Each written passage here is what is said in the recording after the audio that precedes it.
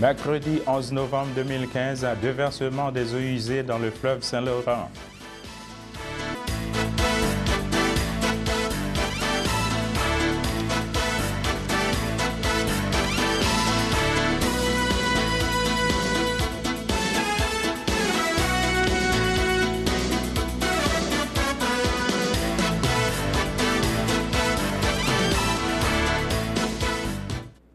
Bonjour à tous, bienvenue dans notre bulletin de nouvelles de CTRB pour aujourd'hui. Justement, je vais vous parler du déversement des eaux usées dans le fleuve Saint-Laurent. En effet, le déversement de 8 milliards de litres d'eau usée dans le fleuve Saint-Laurent a commencé à minuit 1 ce mercredi pour une durée maximale de 7 jours consécutifs.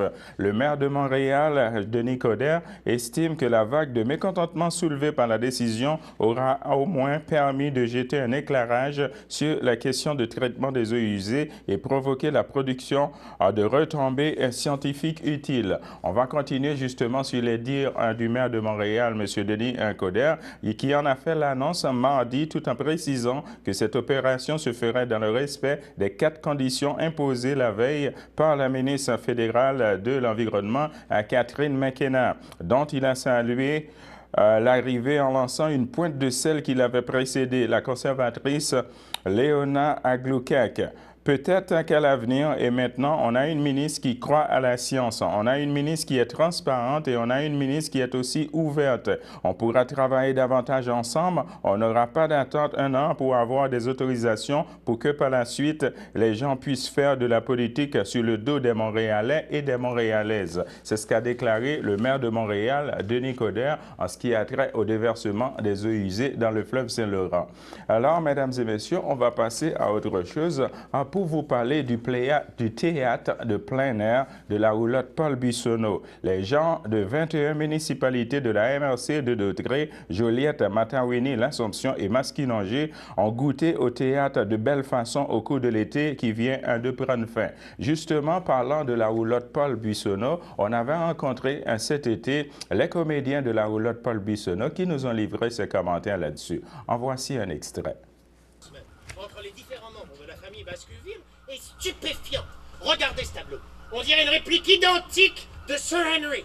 Et regardez cette femme. Sir Henry. Et ce petit garçon. Sir Henry. Vous dites vrai. Oui. Sir Henry. Sir Henry. Sir Henry. Stapleton. Qu'est-ce que vous venez de dire? Ce portrait ressemble à Stapleton. Watson, qui est cet homme sur ce portrait? C'est celui avec qui tout a commencé, Sir Hugo Baskerville. Et vous trouvez qu'il ressemble à Stapleton? Qui est cet homme juste là? Ah, lui c'est le frère de Sir Charles, Roger Baskerville. Dites-moi tout ce que vous savez à propos de Sir Roger. Eh bien, il a quitté l'Angleterre il y a de cela bien longtemps pour chercher fortune en Amérique du Sud. Donc, on est toujours ici devant la roulotte de Paul Buissonneau, justement pour assister au spectacle que les gars ici, François, Philippe et Étienne, nous ont livré. Alors, dis-moi, François, c'est quoi votre rôle dans ce spectacle-là? En fait, j'ai plusieurs rôles dans le spectacle. Principalement, je fais Sherlock Holmes, le détective, mais aussi de multiples rôles secondaires là, qui sont tous plus colorés les uns que les autres, je pense. Ouais. Et vous, Philippe? Moi, je joue le docteur Watson, donc le fameux acolyte du détective Sherlock Holmes, puis un petit paysan aussi, mais principalement Watson. Je suis celui qui fait un seul rôle. Mes 2 compatriotes ici font plusieurs rôles. Il y en a une vingtaine de rôles au total, on est 3. Donc voilà, on se sépare la tâche. Alors, Étienne, décrivez-moi donc votre rôle dans ce spectacle. Bien, un peu comme François, j'en ai quelques-uns, mais disons que mon principal, c'est Sir Henry Baskerville, comme le titre de la pièce, je tiens à le mentionner, qui retourne dans son... c'est-à-dire qui va à son manoir qu'il a hérité. Et voilà, il retrouve en fait son manoir et il retourne à son manoir. Et c'est là que se passent les choses, parce qu'il y a des meurtres, une succession de meurtres qui se passent là. Et ils vont essayer de découvrir quel est le coupable. Voilà, grosso modo. Pour les gens qui nous écoutent de CTRB, les téléspectateurs, est-ce que vous pouvez nous parler un petit peu de c'est quoi exactement l'histoire de Sherlock Holmes? Ben, Sherlock Holmes, en fait, c'est un détective, probablement le plus grand détective du monde entier. Et puis, avec son acolyte Watson, ils ont fait beaucoup d'enquêtes.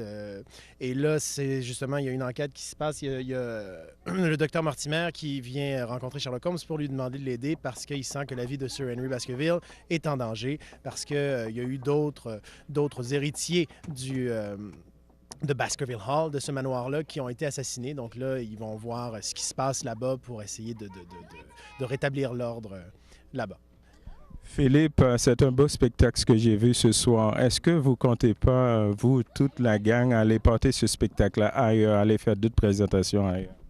Tout à fait. En fait, c'est déjà prévu, c'est déjà au programme. Après cet été, la version extérieure à la roulotte, il va y avoir toute une série de représentations en salle, donc en intérieur, avec une conception d'éclairage, à la salle intime du théâtre Denise Pelletier, donc la salle Fred Barry, pour une 50aine de représentations, ce qui n'est pas banal. D'habitude, un spectacle joue en moyenne peut-être 15 à 25 fois. On en fait 50, donc on est très heureux de ça. On va pouvoir faire évoluer le spectacle assez bien, espérons-le, mais surtout le jouer beaucoup, donc, et éventuellement en tournée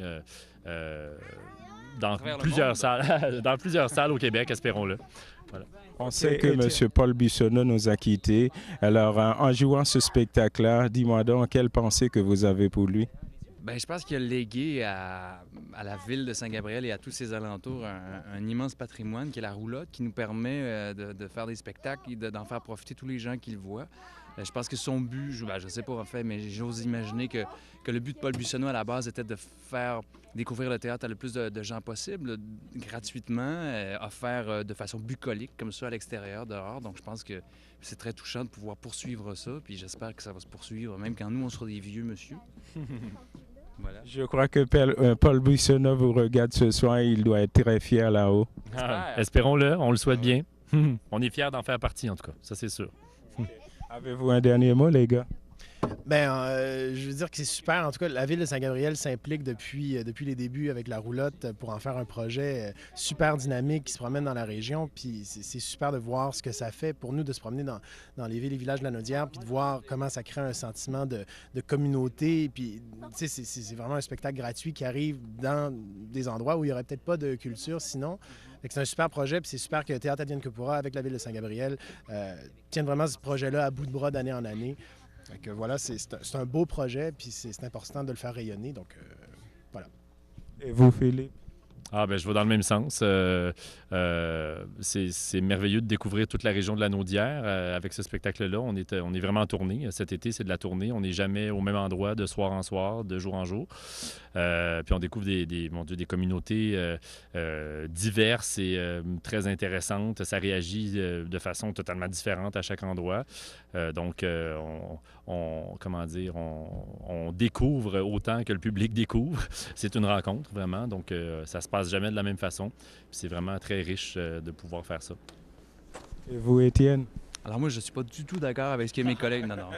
J'emboîte le pas. Ils ont tout dit, mais effectivement, c'est un grand privilège de pouvoir le faire puis de pouvoir porter ce spectacle-là pour les gens qui sont tellement généreux avec nous. C'est un grand privilège. Vous n'êtes pas d'accord dans l'entrevue ou vous n'êtes pas d'accord aussi sur scène avec les gars? Non, c'est vraiment une blague. Je les aime et je suis presque toujours d'accord avec eux. Alors, je vous remercie de CTRB, les gars. Merci à vous. Merci. Eh bien, on va toujours rester dans le domaine sportif et artistique pour vous dire qu'une jeune fille de Saint-Ignace de Loyola, Marie-Kim Sylvestre, cette jeune patineuse artistique originaire de Saint-Ignace de Loyola, vient de réaliser son rêve. En effet, elle s'est classée dans la catégorie senior pour faire partie de l'équipe du Québec. Elle a réussi cet exploit lors de la compétition des sections qui avait lieu à Sherbrooke du 5 au 8 novembre dernier. Elle a su relever le défi avec brio malgré ses débuts dans cette catégorie. Elle fait maintenant partie de l'équipe du Québec qui est le rêve de tout patineur de notre belle province. Marie-Kim Sylvestre aura donc la chance de représenter le Québec lors des prochains défis canadiens qui auront lieu à Edmonton du 2 au 6 décembre prochain. Donc, c'était un extrait du journal de Joliette. On va toujours rester dans le domaine sportif pour vous dire qu'une jeune Barthélémois Danoise qui maintenant s'est fait enrôler dans Casse-Noisette. En effet, passionnée de danse, Maëlie Larose de Saint-Barthélemy sera sur la scène de la salle Wilfrid Pelletier de la Place des Arts en décembre prochain. Elle est de la distribution du ballet Casse-Noisette qui donnera des représentations, plus de 18 représentations. Alors, mesdames et messieurs, on va s'arrêter là pour une petite pause. Le samedi matin, dès 9h30, nos téléspectateurs sont invités au Super Bingo télévisé diffusé de nos studios de Berthierville. Un montant de 600 $ est disponible chaque semaine lors de cette joute de bingo télévisé. Un animateur et 3 bénévoles se succèdent à la caméra de CTRB dans le but de vous faire passer une petite heure agréable et payante le samedi matin. On peut se procurer les cartes de jeu chez les dépositaires autorisés participants à Berthierville, le dépanneur Formule 1, rue Gilles Villeneuve, le marché IGA Extra sur la rue Gabriel Brissette, le dépanneur Gauthier Savard au 480 Montcalm, le marché Métro rue Notre-Dame, la pharmacie Brunet rue Frontenac, le garage Pétroté sur la rue Gilles Villeneuve et à Saint-Ignace-de-Loyola, le marché Aldo rang Saint-Michel, le dépanneur Le Magasin Esso sur le chemin de la Traverse. C'est un rendez-vous tous les samedis matins à 9h30 sur les ondes de CTRB, votre télévision régionale et communautaire.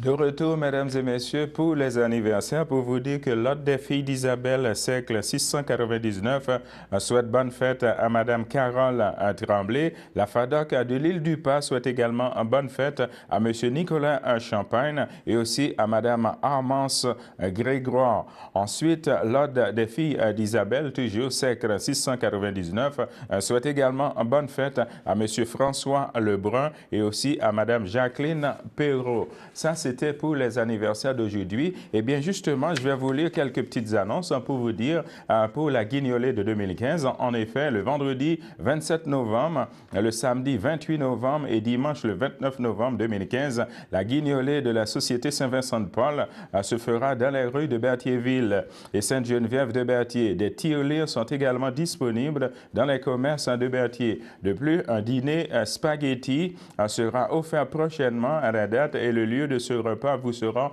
communiqué prochainement. Donc, pour toute information, vous pouvez toujours communiquer avec M. Louis-Marie Kimpton au 450-836-69-96. Encore une autre annonce, mesdames et messieurs, pour vous dire que, pour vous parler du marché de Noël qui se tiendra le samedi 21 novembre de 9h à 17h. En effet, le dimanche 22 novembre de 10h à 16h et le lieu, ça va être le centre communautaire de Saint-Barthélemy au 1980 rue Bonnet à Saint-Barthélemy.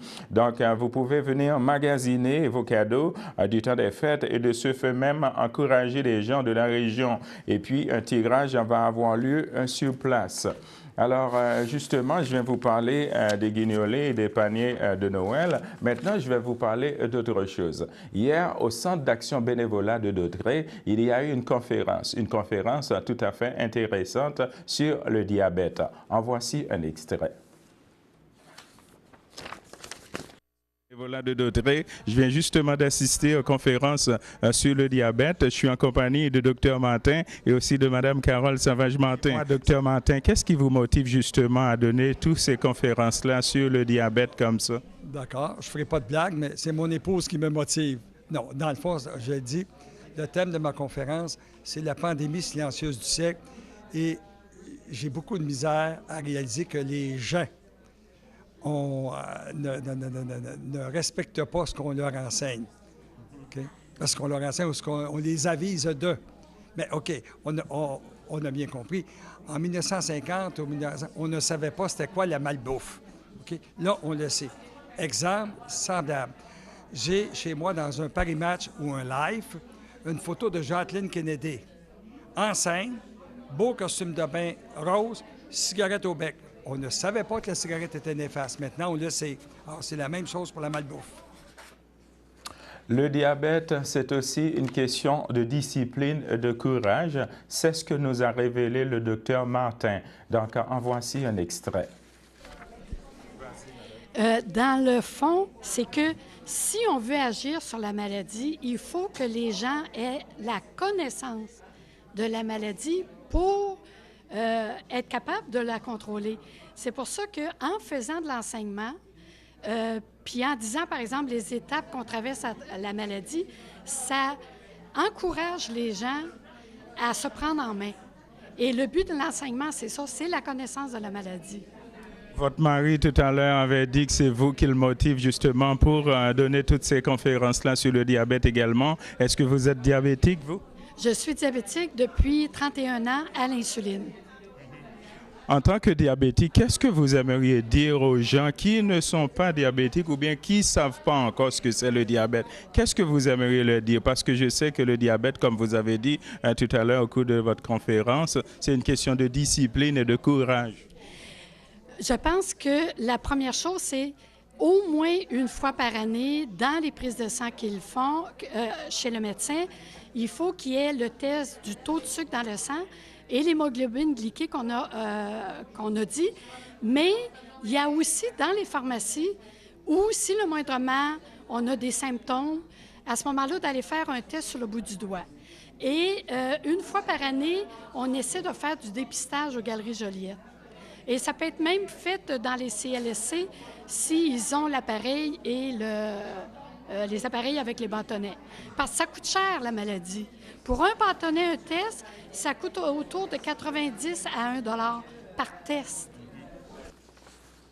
Avant justement de revenir avec les symptômes du diabète, je vais vous lire quelques communiqués qui nous viennent tout droit de la Sûreté du Québec. En effet, sur la scène policière et judiciaire, pour vous dire qu'il y a eu un grave accident à Saint-Lin dans les Laurentides. Une octogénaire lutte pour sa vie à la suite d'un grave accident de la route survenu hier matin sur la rue Saint-Isidore à Saint-Lin-Laurentides. L'accident s'est produit vers 7h30 du matin. La femme promenait son chien en bordure du trottoir lorsqu'elle a été heurtée de plein fouet par un camion servant à remorquer les poids lourds. Selon la sergente Héloïse Cossette de la Sûreté du Québec, la victime aurait glissé sur le véhicule avant d'être traînée sur plusieurs mètres. Elle était consciente à l'arrivée des urgences.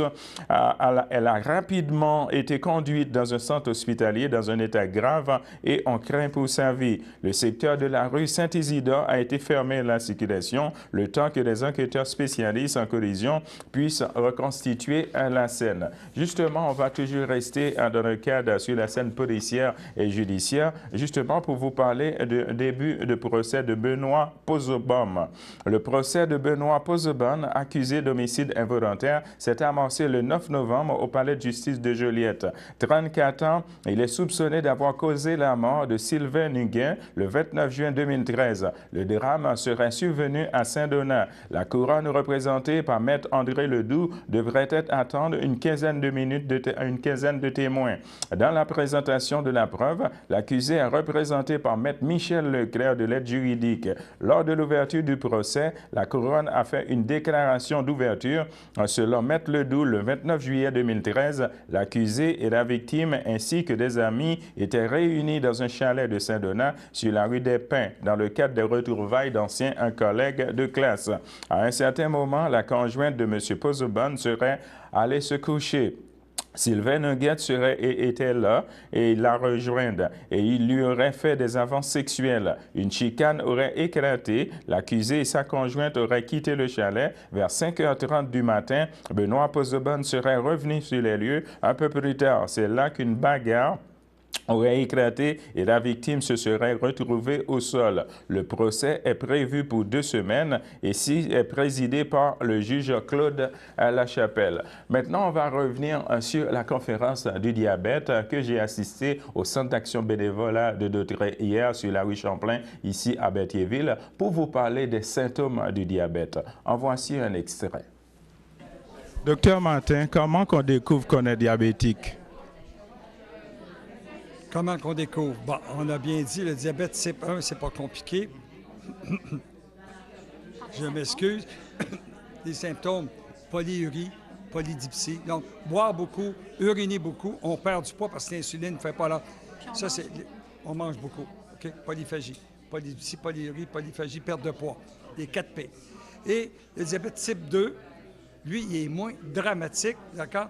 C'est souvent par une complication que le type va réaliser ou son médecin qu'il est diabétique, comme une plaie qui ne guérit pas, un infarctus chez un jeune patient, etc. Donc, c'est surtout par les complications, le diabète type 2, qu'on découvre. Le mot de la fin, c'est avec vous deux. Je vais prendre Mme Carole Savage-Martin d'abord. Oui. C'est-à-dire, on fait de la prévention au niveau de l'organisme. Puis c'est sûr qu'on est impliqué aussi dans des cours de nutrition qu'on organise, l'exercice physique.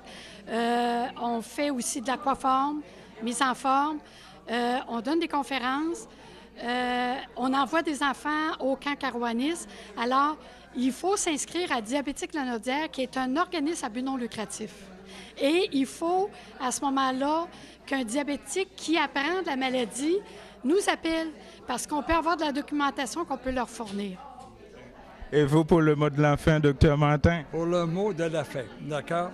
Alors, je ne comprends pas encore que la population en général ne comprend pas que c'est le 3e pays le plus peuplé après la Chine et l'Inde. Donc, les diabétiques, c'est que 50% des Chinois sont pré-diabétiques. Alors, il faut faire que... Alors, tu sais, on a parlé beaucoup des problèmes chez les Inuits et compagnie. Puis là, on découvre ça. Mais là, ça fait 30 ans qu'on explique que ça va mal le diabète, d'accord? Et puis, personne ne réagit à ça. Puis je pense que c'est le genre humain qui est comme ça. Je crois que Mme Martin a quelque chose à rajouter. C'est que le diabète de type 2, il ne ressent pas les symptômes. Il peut être 10 ans diabétique et il ne ressent pas les symptômes. C'est pour ça qu'on dit qu'on sait qu'on est diabétique quand on a une complication à long terme. Mais il faut... c'est pas parce qu'on est diabétique que c'est une maladie honteuse. Il faut comprendre ça aussi. Puis les préjugés qu'on avait avant, il y en a de moins en moins. Donc, il ne faut pas se décourager. Il faut être positif dans la vie. Je vous remercie pour votre disponibilité. Ça nous fait plaisir, puis n'importe quand, on est prêt à venir. Merci. Salut. Alors, mesdames et messieurs, on va s'arrêter là pour une petite pause. Il ne peut pas arrêter l'érosion des berges du Saint-Laurent. Il ne peut rien faire contre les inondations. Elle ne peut pas empêcher notre santé de se détériorer. Il ne peut pas lutter contre le smog qui couvre la ville. Mais nous le pouvons. Faisons-le pour eux. Voyez comment le Québec fait sa part dans la lutte mondiale contre les changements climatiques.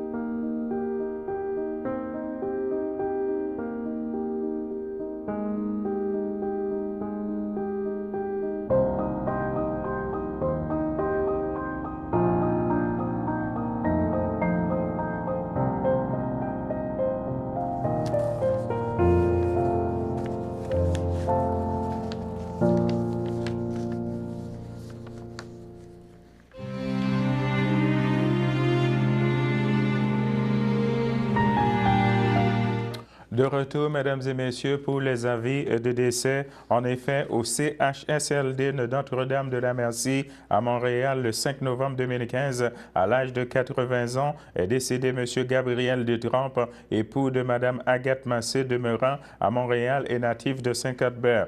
Il laisse dans le deuil outre son épouse ses enfants Richard Détrempe, Joanne Roch, Linda Détrempe, Martin Proux, ses petits-enfants Julie, Simon et Catherine Détrempe, Gabriel et Philippe, son arrière-petite-fille Julia, ses belles-filles, ses sœurs et beaux-frères, Roger Détrempe, feu Huguette Blais, Jean-Claude Détrempe, Claudette Champagne, France Piette, feu Germain Détrempe, Régent Massé, Rita Froment, Gaétan Massé, Simone Desrochers, Fleurette Massé, feu Jean-Marc Ducharme, Huguette Soudif, feu Luc Émile Massé, ainsi que plusieurs neveux, nièces, autres parents et amis. La famille vous accueillera le samedi 14 novembre 2015 dès 10h au complexe funéraire FTRIO sur la rue Notre-Dame, ici à Berthierville. Suivra une liturgie de la chapelle, une liturgie de la parole à la chapelle du complexe funéraire FTRIO, toujours sur la rue à Berthierville.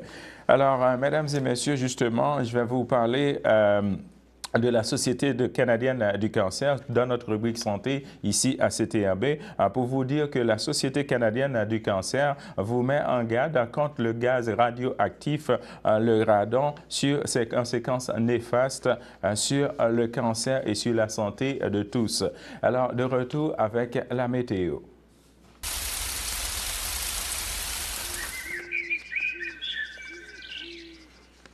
Alors justement, de retour avec la météo, présentement, on a un ciel nuageux avec un maximum de 7 degrés Celsius et un temps ressenti de 3 degrés Celsius. Pour ce qui est de mercredi dans l'après-midi, on va avoir un ciel variable avec un maximum de 10 degrés Celsius et un temps ressenti de 9 degrés Celsius et une probabilité de pluie de 20%. Pour ce qui est de mercredi dans la soirée, on va avoir un ciel plutôt nuageux avec un maximum de 7 degrés Celsius et un temps ressenti de 6 degrés Celsius et une probabilité de pluie de 40%. Pour ce qui est de la nuit de mercredi, on va avoir un ciel nuageux avec un maximum de 6 degrés Celsius et un temps ressenti également de 5 degrés Celsius et une probabilité de pluie de 40%. Pour ce qui est de jeudi dans la matinée, on va avoir un ciel nuageux avec averses et un maximum de 6 degrés Celsius et un temps ressenti également de 5 degrés Celsius et une probabilité de pluie de 60%.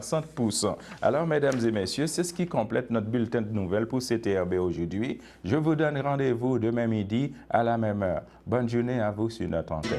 Merci.